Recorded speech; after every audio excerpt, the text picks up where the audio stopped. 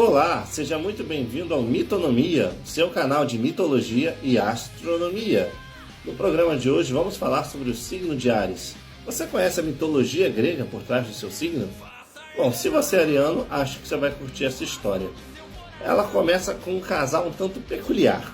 Era o rei Átamas, rei da Beócia, e sua esposa Néfele. E eles são um casal peculiar porque a Néfele era uma nuvem. Era uma mulher nuvem que Zeus criou numa outra história muito louca. E se pedirem aí, né, eu conto, começando essa coisa agora, já tem que começar com essas coisas de pedir, né? Infelizmente, o casamento de Átamas e Néfele foi mais um casamento que não deu muito certo. A relação entre os dois estava ficando um tanto nebulosa e Átamas se separou de Néfele. E não demorou muito para se casar novamente, casou-se com sua segunda esposa, Ino. Mas Ino era uma mulher um tanto quanto problemática. Ela não aceitava muito bem ser esposa do rei, mas o rei tendo 2 filhos de outro casamento. E ainda durante a lua de mel, durante sua noite nupcial, ela planejava em sua mente como fazer para se livrar dos 2 jovens. E acabou tendo um plano tanto radical demais, como se assassinar os enteados não fosse radical demais, mas enfim. Aí quando o Átamas era rei de um local chamado Beócia, e a economia da Beócia girava muito em torno do trigo. Tanto a economia em termos de exportação, quanto era o principal alimento da cidade. E, segundo a lenda,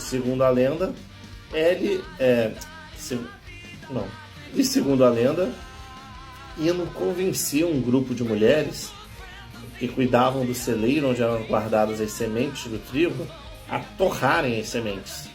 E uma vez que essas sementes foram torradas, embora a aparência das mesmas não mudasse, elas estavam mortas. E quando chegou o período de plantação e posteriormente de colheita, não havia nada. E a cidade ficou, obviamente, empolvorada, querendo saber o que estava acontecendo.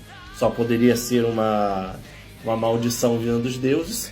Tinham que perguntar aos deuses o que fazer. E o principal local em que as pessoas iam procurar uma coisa tão específica dos deuses era no Oráculo de Delfos. Era o local onde os deuses mais revelariam sua vontade, onde poderia se ver o futuro e coisas do tipo. Então, Átamas mandou um grupo para um grupo de... Então, Átamas, obviamente, mandou um grupo para se consultar no Oráculo de Delfos e saber o motivo daquela maldição e o que poderia se fazer para revertê-la. Mas Ino, muito espertamente, chamou um mercenário particular e, calculando o tempo que levaria para o grupo ir e voltar, fez com que o mercenário se encontrasse com eles no meio do caminho e os subornasse para que mentissem ao rei, não dizendo a verdade, dizendo apenas que os deuses queriam o sangue dos filhos dele com Néfele, os filhos que ela queria eliminar.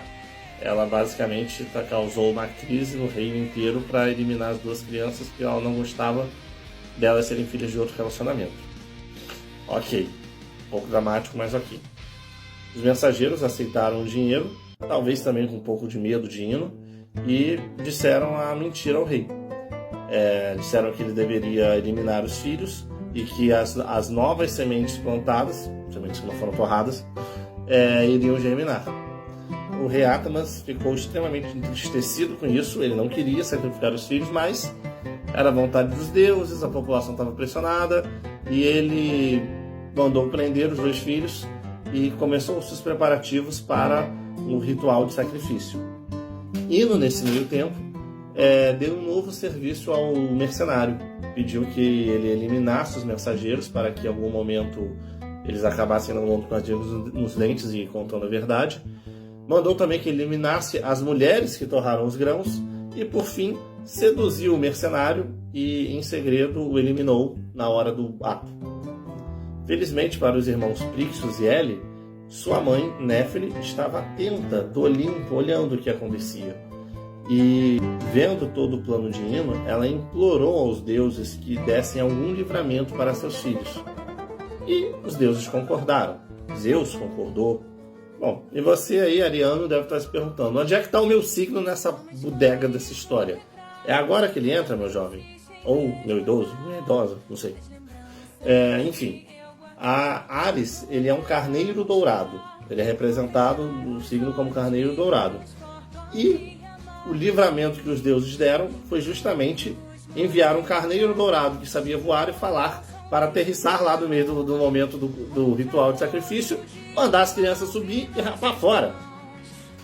E foi isso que aconteceu. Infelizmente, enquanto o carneiro estava voando sobre os mares, por um motivo ainda não muito bem conhecido, ele caiu do carneiro, se afogou. Friction, entretanto, conseguiu escapar. Ele saiu da Grécia, na Europa, e conseguiu ir para a Ásia, chegando no reino de Cólquida. E nesse reino, o rei Etis quis saber que história era aquela, que tinha um garoto chegando num carneiro voador dourado. E depois de Friction contar a sua história, o rei se animou em recebê-lo em sua própria casa. Ele se casou com a filha do rei. E... bom, mas nesse momento acabou de chegar, vamos fazer um sacrifício aos deuses em recepcionar esse novo viajante, agradecer a boa viagem dele, lamentar a perda da irmã. E adivinha o que foi o sacrifício? Sim, o carneiro dourado, que voava, falava. O carneiro que salvou ele foi sacrificado. Enfim, o carneiro foi sacrificado. Algumas versões dizem que foi sacrificado a Zeus, outras que foi sacrificado a Apolo. Mas o que é mais unânime é que o pelo do carneiro foi retirado e foi pendurado no bosque do deus da guerra Áries. E é por isso que existe uma relação entre o signo Áries e o deus da guerra Ares. E o velocínio de ouro, que é a pele do carneiro dourado, tem história para manga aí. E os deuses, em homenagem ao carneiro, resolveram imortalizá-lo nas estrelas do céu. Eu acho que, enfim, eu preferia que ele tivesse ficado vivo, mas foi a história essa. E agora, para você que é ariano, você sabe essa história, compartilha com seu amigo ariano. E eu acho muita sacanagem chamar o pessoal de Satanás depois de uma história dessa. Enfim, é isso daí. Valeu. Eu vi aqui que eu cometi um pequeno erro quando eu falava Beócia em termo Tessália. São locais que têm uma história em comum. E se curtiu aí, compartilha com o amigo ariano. Até uma próxima. Valeu.